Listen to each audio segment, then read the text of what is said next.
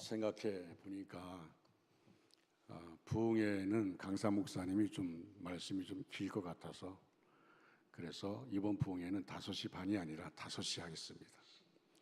5시에 부흥회를 시작해야만이 강사 목사님이 말씀 끝나고 기도할 시간이 좀 있을 것 같아서 그래서 5시에 착각하지 마시고 5시에 부흥회를 새벽 부흥회는 5시 그럼 낮에는 없습니다. 그리고 저녁에는 7시 반 이렇게 하겠습니다. 할렐루야. 하나님의 그 놀라우신 은혜와 사랑과 축복이 여러분 모두에게 충만하게 임하기를 주님의 이름으로 축복합니다. 오늘 참 찬양이 은혜스러웠습니다. 감사드립니다. 우리는 오늘 본문에서 큰 공경에 처한 다윗을 만납니다. 배경을 좀 살펴보면 이스라엘 왕으로 기름 부음 받은 다윗이 골리앗을 죽이고 인기가 상승하자 사울왕의 시기와 질투를 한 몸에 받게 됩니다. 다윗은 오랜 세월 거의 10년 동안 사울왕의 집요한 추격을 피해서 도망 다니느라 지쳤습니다.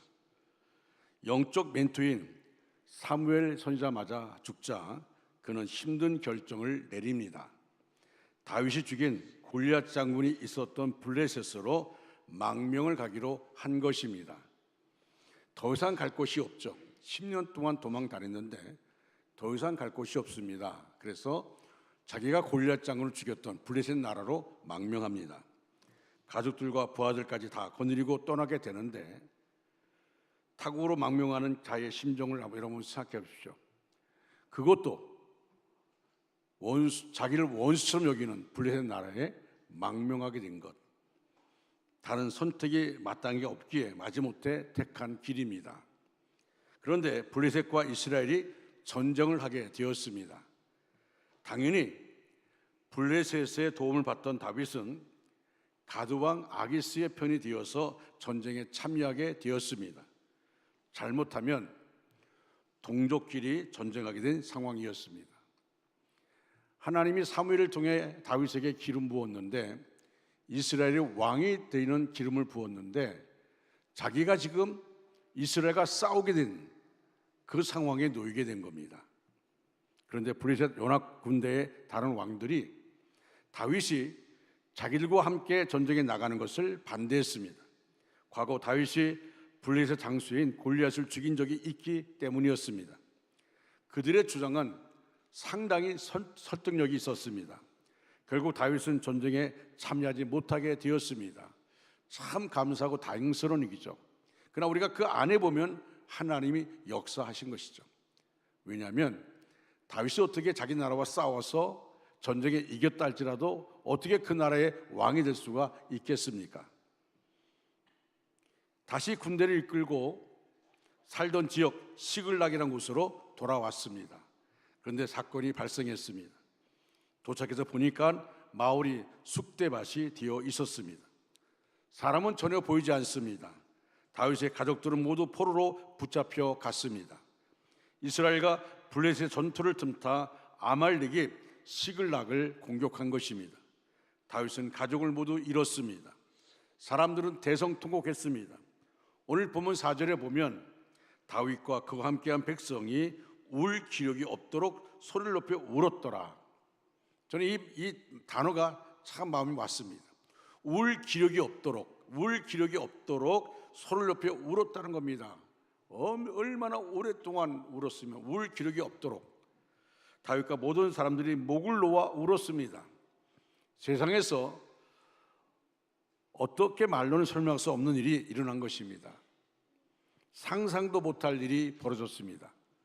이 상황이 더 힘들었던 이유는 같이 고생만 하던 가족들이 그렇게 됐기 때문입니다. 좀 편하게라도 살다가 그랬다면 미안한 마음이 덜할 텐데 고생만 지질이 하고 편히 쉬지도 못하고 살다가 그렇게 끌려가게 되었습니다. 다윗의 가족도 마찬가지고 다윗을 따르던 부하들도 마찬가지고 그 가족들이 다 그들이 원해서 간 것이 아니라 다윗이 가자고 하니까 그곳으로 간 것이죠. 혹시 이런 일을 경험한 적 있습니까?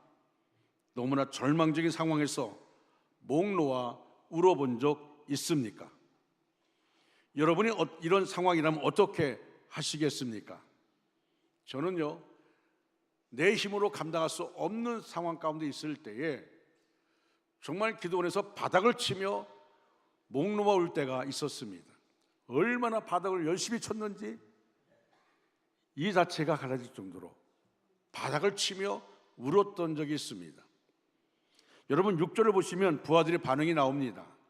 이것도 다윗을 더욱 힘들게 만드는 요소가 됩니다. 백성들이 자네들 때문에 마음이 슬퍼서 다윗을 돌로 치자니 다윗이 극에 다급하였으니. 지금 다윗의 부하들이 다윗과 함께 죽음을 각오하고 그렇게 따르던 그 부하들이 지금 뭐라고 얘기합니까? 다윗을 돌로 치자는 겁니다. 다시 말하면 너 때문에 그렇다는 겁니다. 다윗 당신 때문에 그렇다는 겁니다. 우리가 당신을 따라 여기까지 왔는데 이게 뭐냐는 겁니다. 너무나 슬프니까 부하들도 자기들의 마음을 다스리지 못했습니다. 눈이 뒤집혔다는 표현이 맞을 것입니다. 목숨까지도 바치는 각오로 따르던 저들이 다윗을 원망하기 시작했습니다. 그들은 다윗 때문에 이렇게 되었다고 생각했습니다. 그래서 다윗을 돌로 쳐 죽이자고 사람들이 웅성거리기 시작했습니다. 사람들이 다윗을 바라보는 눈빛이 달라지고 얼굴 표정이 바뀝니다. 조금 있으면 돌로 치게 될 상황입니다. 다윗은 그야말로 큰 어려움에 직면하게 되었습니다. 목숨 걸고 충성을 약속했던 부하들까지도 돌을 들고 덤비는 상황에서 무엇을 할 수 있겠습니까? 다윗도 슬픔을 당한 건 마찬가지입니다. 오히려 부하들보다 더 큰 슬픔을 당했고 모든 책임을 지고 있는 상황에서 차라리 죽고 싶을 지경입니다. 바로 이런 상황에서 다윗이 어떻게 대처했을까요? 울 기록도 없는 상황에서 그 신하들까지도 다윗을 돌로 쳐 죽이려는 상황, 전에 다윗을 바라보던 눈길과 전혀 다른 눈길, 전혀 다른 표정, 다윗을 미워하는 표정. 여기서 우리는 다윗의 신앙을 보게 됩니다. 사람은 가장 위급한 일을 만나고 가장 어려운 일에 직면했을 때 그의 신앙을 보게 되는 것입니다. 6절 말씀이 뭐라고 기록하고 있습니까? 우리 6절 같이 읽겠습니다. 시작. 백성들이 자녀 때문에 마음이 슬퍼서 다윗을 돌로 치자 하니 다윗이 크게 다급하였으나 그의 하나님 여호와를 힘입고 용기를 얻었더라. 아멘. 자, 여기에 다윗을 돌로 치자 하니 다윗이 크게 다급하였으나 라고 말했습니다. 다윗이 크게 다급하였으나 어떤 원인에 의하여 매우 난감한 상황에 처했을 때 느끼게 되는 답답한 감정 상태를 가리키는 말입니다. 이런 매우 난감하고 절망적일 때 다윗은 어떻게 했는가 하면 바로 하나님을 바라봤습니다. 사람을 찾은 것이 아니라 하나님을 찾았습니다. 6절을 통해서 볼 때 그는 하나님께 두 가지를 요청했음을 알 수 있습니다. 한 가지는 뭐냐면 이 상황을 이겨나갈 힘을 주십시오. 내 힘으로 감당할 수 없으니까, 나도 너무 지쳤으니까, 내 가족도 다 지금 잃었으니까 이 상황을 감당할 힘을 달라고 기도합니다. 또 한 가지 헤쳐나갈 용기를 달라고 기도합니다. 이게 실력입니다. 영적인 일도 실력이 있어야 합니다. 따라할까요? 영적인 일도 실력이 있어야 합니다. 할렐루야. 아멘. 영적인 실력이 무엇입니까? 인생의 위기 때 하나님을 바라볼 수 있는 능력, 사람들이 다 등 돌리고 배신했을 때 하나님께 힘을 얻을 수 있는 능력, 앞이 캄캄할 때 빛 대신 하나님을 바라볼 수 있는 능력, 절망 중에서 다시 일어설 수 있는 용기, 이게 다 실력입니다. 여러분, 우리가 어려움 당할 때에 저는 그렇습니다. 어려운 교회만 다니다 보니까 영적인 내공이 쌓여 있어요. 또 한 가지, 내 힘으로 할 수 없다는 걸 분명히 알게 되어집니다. 그러니까 어떻게 합니까? 하나님께 무릎 꿇을 수밖에 없다는 것입니다. 하나님께 무릎 꿇을 수밖에 없습니다. 내가 할 것 아무것도 없습니다. 하나님 보내주신 분도 하나님이시니 하나님이 뜻이 있어서 보내주셨사오니 하나님이 역사해달라고 기도하는 겁니다. 근데 놀라운 사실은 하나님이 일하시는 것을 보게 된다는 겁니다. 여러분, 이것이 힘입니다. 영적인 실력, 영적인 내공, 어떤 어려움을 당해도 중요한 것은 내가 두 손 들고 하나님께 무릎 꿇고 하나님이 하십시오, 하나님이 하셔야만 됩니다, 하나님이 어떻게 역사하든 나는 순종할 뿐입니다. 이게 영적인 실력입니다. 여러분, 이런 실력도 하루아침에 생기는 것 아닙니다. 평소 때 갈고 닦아야 합니다. 평소 신앙의 위기 때 빛을 발하는 것입니다. 생각해 보십시오. 이런 상황을 주신 하나님을 원망할 수 있지 않습니까? 다윗의 부하들처럼 하나님 우리를 위해 하신 일이 무엇입니까? 하나님이 나를 통해 하신 일이 뭡니까? 하나님 우리 가족을 통해 하신 일이 뭡니까? 하나님 나에게 기름 부어 주셨는데 하나님이 하신 일이 무엇입니까? 원망하고 등 돌릴 수 있지 않습니까?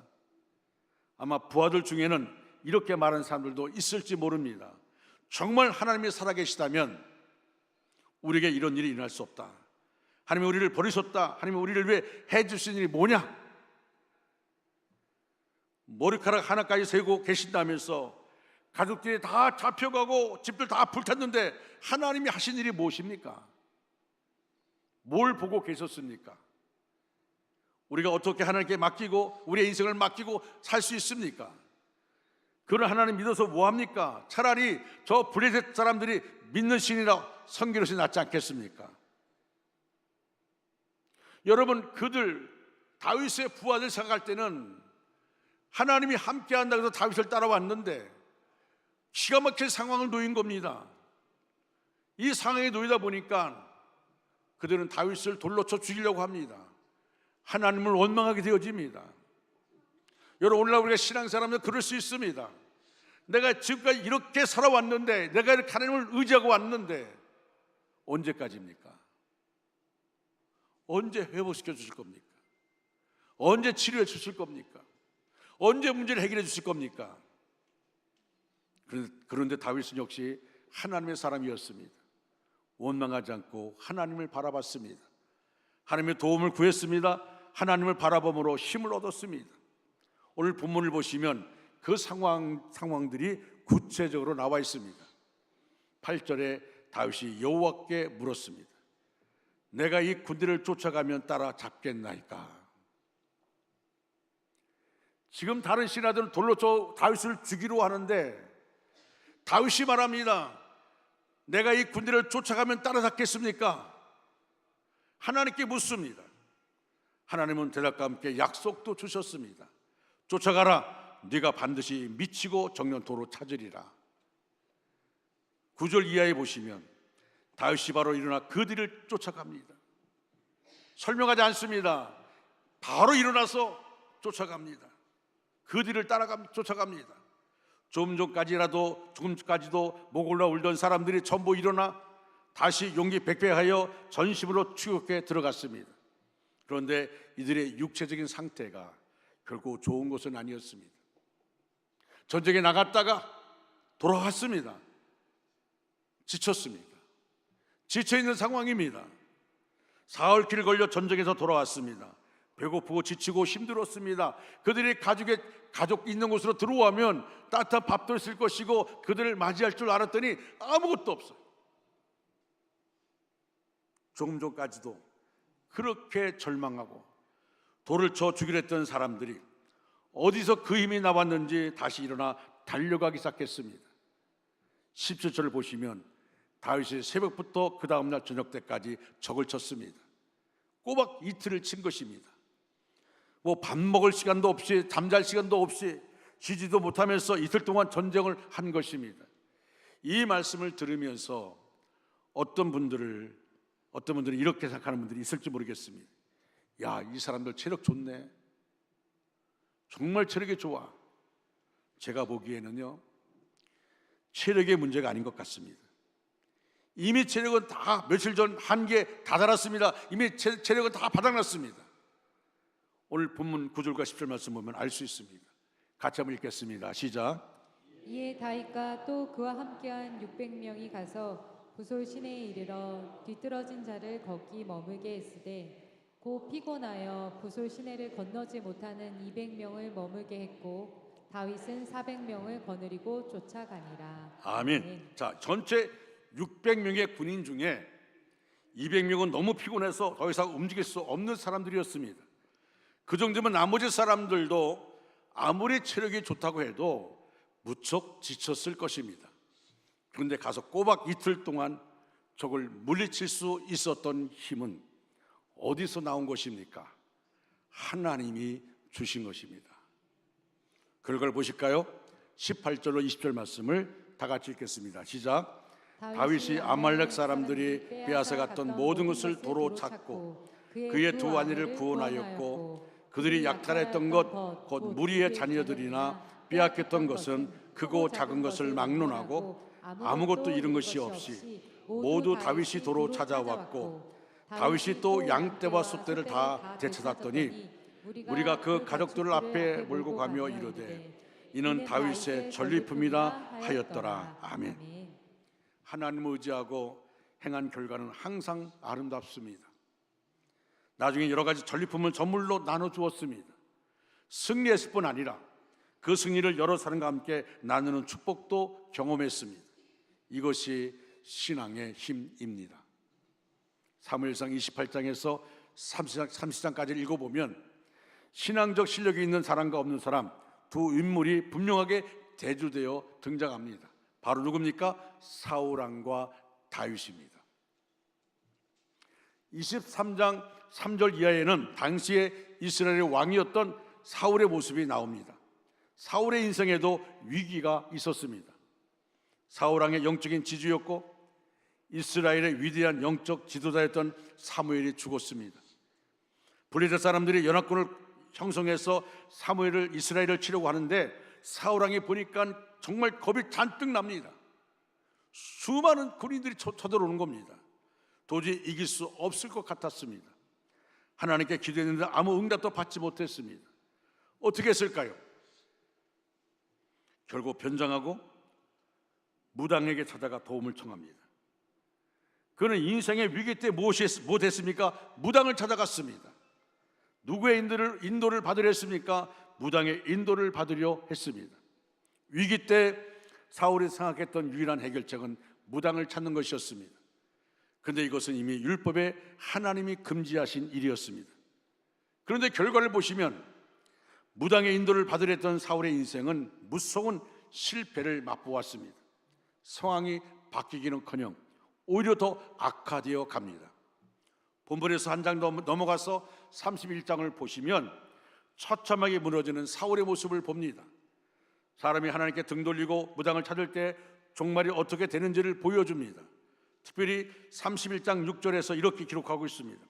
사울과 그의 세 아들과 무기를 든 자와 그의 모든 사람이 다 그날에 함께 죽었더라고 말합니다. 한 가문이 망했습니다. 그것도 하루에 아버지, 아들 셋이 다 죽었습니다. 사울의 시체는 블레셋 사람들이 목을 자르고 벳산이라는 성벽에 높이 못 박아 놓았습니다.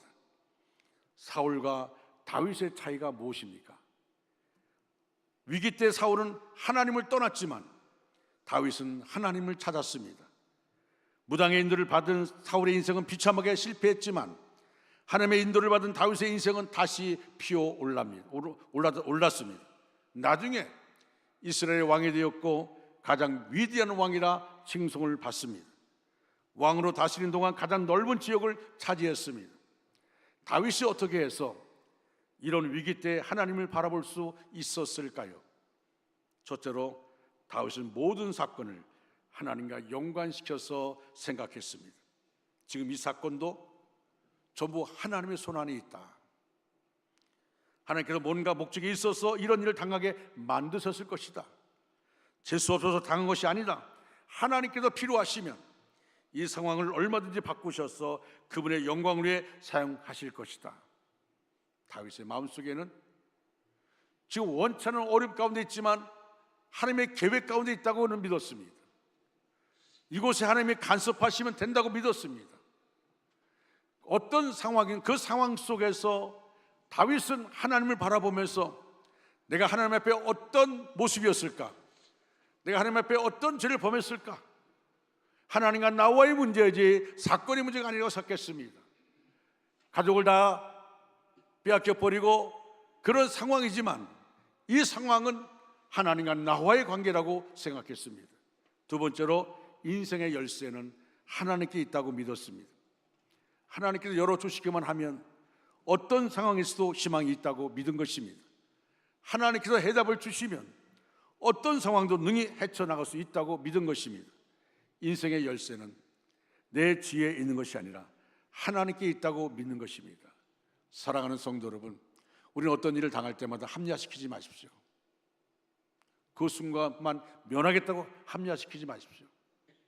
여러분, 정말 중요한 것은 어떤 상황 가운데 있다 할지라도 나는 하나님이 보는 자입니다. 어떤 상황에도 하나님이 뭘 원하시는지를 찾아야 됩니다. 이 상황 가운데 하나님이 뭘 원하실까? 하나님이 기뻐하는 것이 뭘까? 세 번째로 하나님을 찾는 자에게 반드시 좋은 것을 주시는 분임을 믿고 있었습니다. 여러분, 시편 103편 5절 말씀 같이 한번 읽겠습니다. 시작. 좋은 것으로 내 소원을 만족하게 하사 내 청춘을 독수리같이 새롭게 하시는도다. 아멘. 하나님은 자신이 좋으신 분위기에 하나님을 찾는 모든 자에게 늘 좋은 것으로 주시지 나쁜 것으로 주지 않습니다. 다윗은 이 사실을 믿었던 것입니다. 또 네 번째로 하나님은 변치 않으신다는 것입니다. 사람은 아무리 잘해줘도 상황이 바뀌면 변하기 쉽습니다. 그렇습니다. 인간관계 속에서 실망할 때가 얼마나 많습니까? 상처받을 때가 얼마나 많습니까? 자신의 유익과 이익을 쫓아 변합니다. 믿을 대상이 못 됩니다. 그 충성스럽던 다윗의 부하들도 돌을 들어 치료하지 않습니까? 이게 사람의 모습입니다. 우리가 주와 함께 죽으러 가자, 마찬가지죠. 여러분, 다윗의 부하들도 충성을 맹세하고 다윗을 위해서 죽을 각오가 되어 있다고 말했습니다. 근데 지금 어떻습니까? 다윗을 돌로 쳐 죽이려고 합니다. 그런데 하나님은 다릅니다. 변치 않으시고 여전히 거기 계십니다. 하나님 아버지와 자녀의 관계를 맺으시면 여전히 그대로 계십니다. 내가 어떤 상황을 만나더라도 하나님은 항상 나와 함께 계신다는 것을 믿었습니다. 다섯 번째로 하나님은 전심으로 자기를 찾는 자를 빈손으로 돌려보내지 않는다는 것을 알았습니다. 하나님은 우리의 소원을 만족해 주시는 분입니다. 그러기에 철저하게 하나님을 의지하며 살아야 합니다. 수많은 사람들이 하나님을 의지하지 않고 살고 있습니다. 하나님을 마음에 두기를 싫어하고 하나님을 떠나 살고 있습니다. 오늘날 하나님이 원하시는 마음은 하나님을 의지하고 사는 마음입니다. 모든 역경을 하나님을 의지하는 데 사용하시기를 바랍니다. 모든 고난을 하나님을 의지하는 데 사용하시기를 바랍니다. 모든 상실을 하나님을 의지하는 데 사용하시기 바랍니다. 돈을 의지하면 돈 떨어지면 모두가 떠나고 맙니다. 사람을 의지하면 관계 나빠지면 배신을 당하고 절망하게 됩니다. 만물보다 거짓되고 힘이 부패한 것이 사람의 마음이라고 했습니다. 인간 마음이 좋은 때 좋은 것이지 싫어지게 되면 서로 없으면 못 살 것 같은 사람도 원수가 되어 버립니다. 사랑하는 여러분, 그래서 기도가 중요합니다. 그래서 기도하게 되어집니다. 중단하지 말고 기도하는 것이 중요합니다. 쉬지 말고 기도하는 것이 중요합니다. 우리가 힘들고 어렵지만 기도를 계속해 나갈 때 마침내 기도의 응답을 받게 됩니다. 그리고 기다림을 온전히 이루어낼 수 있습니다. 기도하는 자는 자신과 환경을 이길 수 있습니다. 하나님께서 눈물의 기도를 들으시고 감당할 능력을 주십니다. 또 응답하여 주십니다. 지금은 천국에 계신 한동대 김영길 총장의 이야기입니다.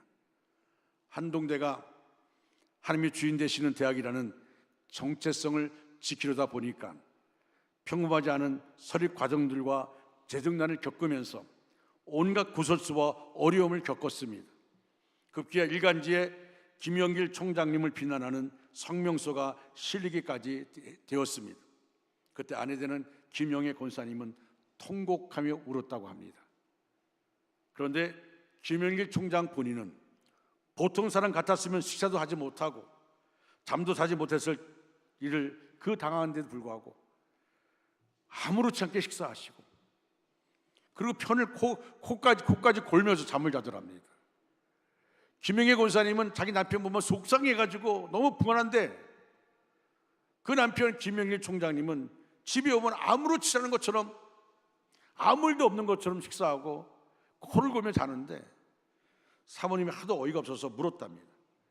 당신은 그런 일을 당하시고도 아무렇지도 않냐고, 어떻게 그게 밥이 입에 들어가냐고, 어떻게 이렇게 코를 골며 잘 수 있냐고, 나는 잠도 못 자고 억울한데. 총장님의 대답이 정말 걸작입니다. 그러나 저는 참 좋은 말입니다. 죽었는데 뭐 하나님께 내 이름을 쓰시도록 올려드렸는데 그분이 높여주실 때만 나를 드리고 낮추실 때는 드리지 않을 작정이었어? 내 이름의 주인 되시는 분이 내 이름을 가지고 볶아 잡수시든지 삶아 잡수시든지 나는 아무 권리가 없다는 겁니다. 정말 존경스러운 분입니다. 내 이름을 하나님께 올려드렸는데 하나님이 어떻게 쓰시든지 하나님이 쓰실 것인데 내 자존심 상한다고 속상해하고 내가 억울하다고 속상하고 하나님만 영광 받으시면 되는 것인데, 여러분, 영적인 내공이 있는 사람들은 다릅니다. 영적인 내공이 있는 사람들은 어떤 상황에도 하나님께 자신을 맡기는 것입니다. 입술로만 맡기는 거 아니에요. 정말 하나님께 맡기는 것입니다. 하나님을 의지하면 어떤 상황에서도 용기가 생깁니다. 하나님을 의지하면 어떤 위급한 상황에서도 기도하여 응답을 받습니다. 하나님을 의지하면 이런 것 찾게 됩니다. 하나님을 의지하면 은혜를 알고 사랑을 알고 하나님의 마음을 품는 사람이 됩니다. 제가 부끄러운 고백인데요, 제가 두 아들이 목사입니다. 그래서 하나님께 전에 기도를 한 적이 있어요. 기도 올라가서 기도하면서, 하나님, 우리 두 아들이 목회할 때를 생각하면 지금보다 더 힘들 것 같습니다. 그리고 기도하고 있는데 하나님 말씀하는 게 뭐냐면, 너는 왜 그런 기도를 하느냐? 한 사람의 영혼이 온 천하보다 귀하다고 했는데, 아니 한 사람을 놓고 목회해도 그것이 은혜인데 너는 왜 그렇게 기도하느냐? 너는 너 자신을 바라봐라.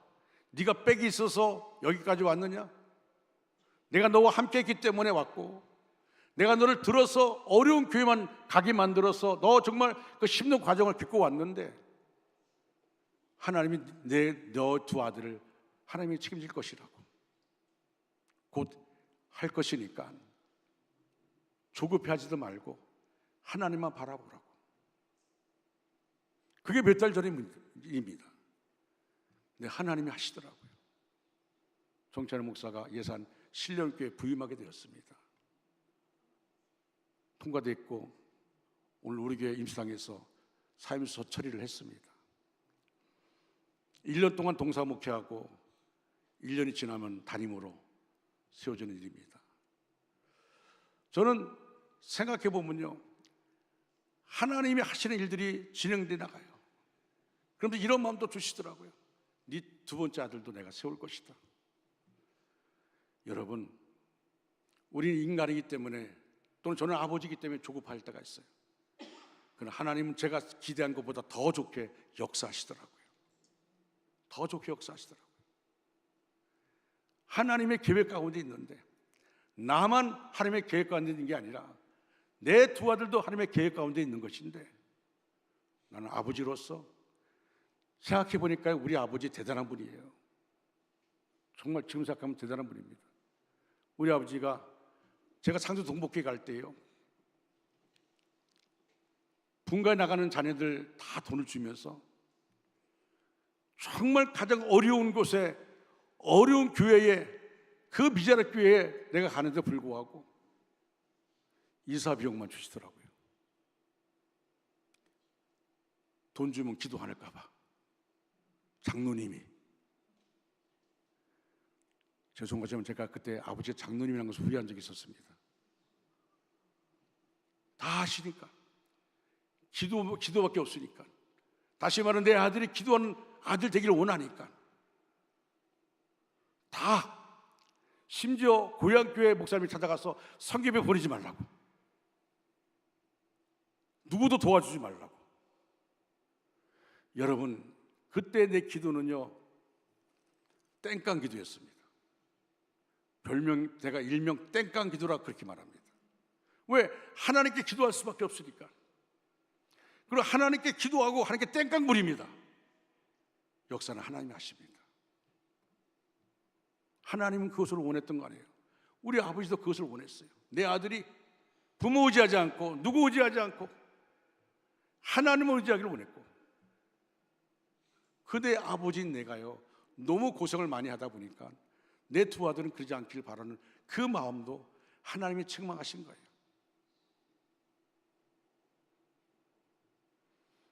사랑하는 중앙가정 여러분, 말씀을 마무리합니다. 여러분, 울 기력이 없도록 울고 싶을 때 하나님을 찾으십시오. 삶이 너무 어두워 빛이 보이지 않을 때 하나님을 찾으십시오. 사람들이 배신하고 떠나고 무시할 때도 하나님을 찾으십시오. 인생의 먹구름이 당신을 덮을 때 하나님께 용기를 달라고 요청하십시오. 그래야 여러분 인생에도 하나님 때문에 꽃이 피는 아름다움이 있기를 바랍니다. 하나님, 내가 이 상황 가운데도 하나님 영광 가리기를 원하지 않습니다. 하나님, 너무 힘들고 너무 정말 울 길이 없는 이 상황이지만 내가 이 상황이 있다고 하나님 영광 가리기를 원치 않습니다. 하나님께 내 이름을 올려드립니다. 하나님께 내 아픈 상황을 올려드립니다. 하나님 맡아주시고 하나님의 영광을 위해 나를 사용하여 주시옵소서. 이런 기도가 있어야 됩니다. 우리는 하나님께 나갑니다. 그리고 여러분, 정말 중요한 것은 세상에 어떤 무기와도 비교할 수 없는 기도라는 무기를 저와 여러분에게 주셨습니다. 내가 기도에 물을 끓는 것은 하나님이 원하시는 겁니다. 제가 그럴 때가 있어요. 모든 무거운 짐을 지고 무릎 꿇을 때 세상에서 나만 존재하는 것처럼 하나님이 나를 주목하여 보시는 것을 느낄 때가 있습니다. 그리고 하나님이 위로의 품으로 품어주실 때가 있습니다. 그럴 때마다 조금은 전까지만 해도 힘들고 어렵고 너무 분하고 억울한데 하나님이 품어주는 은혜를 느낄 때마다 하나님께 눈물로 찬양합니다. 주님 사랑해요, 주님 사랑해요. 말할 수 없어도 표현도 못해도 주님 사랑해요. 주님 사랑해요, 주님 사랑해요. 말할 수 없어도 표현 다 못해도 주님 사랑해요. 여러분, 하나님은 나의 아버지, 아빠 아버지시고요, 우리는 하나님의 자녀입니다. 내일부터 특별 새벽 기도가 있습니다. 여러분, 그 새벽 기도 나오셔서 여러분 마음을 토하십시오. 그 자리에 내려놓고 하나님께 기도하십시오. 너무 힘들면, 너무 고통스러우면 새벽 기도 시간에 위로 올라오십시오. 제가 안수 기도해 드리겠습니다. 새벽에 하나님을 만나고 여러분 마음을 다 하나님께 토할 수 있는, 하나님은 그걸 기뻐하십니다. 그 은혜 속에 승리하는 저와 여러분 되기를 주님의 이름으로 축원합니다. 기도하겠습니다. 사랑과 은혜가 충만하신 하나님 아버지, 오늘도 하나님 말씀의 보리를 불러주시고 오늘 말씀으로 믿음 안에 굳게 서서 하나님을 의지할 수 있도록 인도해 주심에 감사를 드립니다. 울 기력이 없을 정도로 슬플 때 세상 의지하지 않고 그 누구 의지하지 않고 하나님은 의지하며 나가는 우리 모두가 되게 하여 주시옵소서. 하나님, 하나님의 일터에서도 우리를 붙잡아 주시고 또 우리 수능 시험을 준비하는 우리 자녀들 하나님 붙잡아 주시옵소서. 남은 시간 동안에 집중하게 하시고 건강과 지혜를 허락하여 주시옵시며 시험을 치는 시간마다 하나님이 그 손을 붙잡아 주시고 생각을 붙잡아 주시옵소서. 내일부터 감사와 순응과 붕의를 위한 앞두고 특별 새벽 기도를 합니다. 성령 하나님 아버지, 참여는 모두에게 역사해 주시고 우리 모두가 오늘 밤에 편안한 잠을 자고 내일의 새벽을 깨고 주 앞에 나올 수 있도록 인도하여 주시옵소서. 새벽에 하나님을 만날 수 있도록 역사하여 주시옵소서. 그리고 응답의 간증을 할 수 있는 우리 모두가 되게 하여 주시옵소서. 나사렛 예수 이름으로 모든 질병은 떠날지어다. 나사렛 예수 이름으로 모든 질병은 떠날지어다. 하나님이 영광 위에 강건함을 인도하여 주시옵소서. 예수님의 이름으로 기도합니다. 아멘. 찬양합니다. 다 같이 일어나 찬양합니다.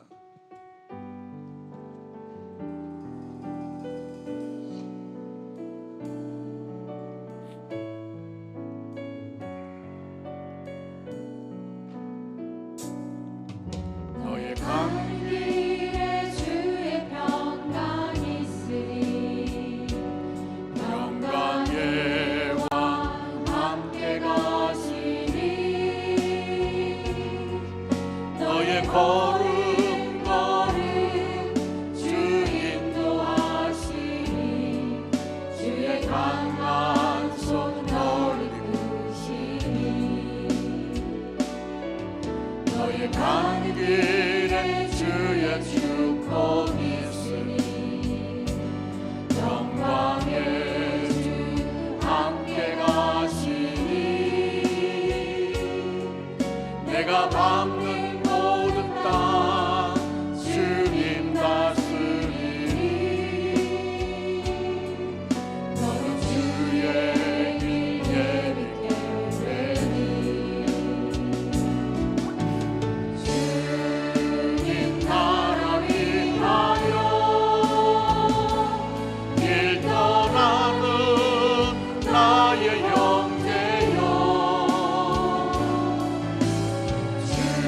주께서 가라시니 너는 가라 주의 이름으로 거친 광야 위에 꽃은 피어나고 세상은 내 안에서 주님의 영광 보리라 강하고 담대하라 세상에 계신 주늘 함께 너와 동행하시며 내게 새해 널 주시니.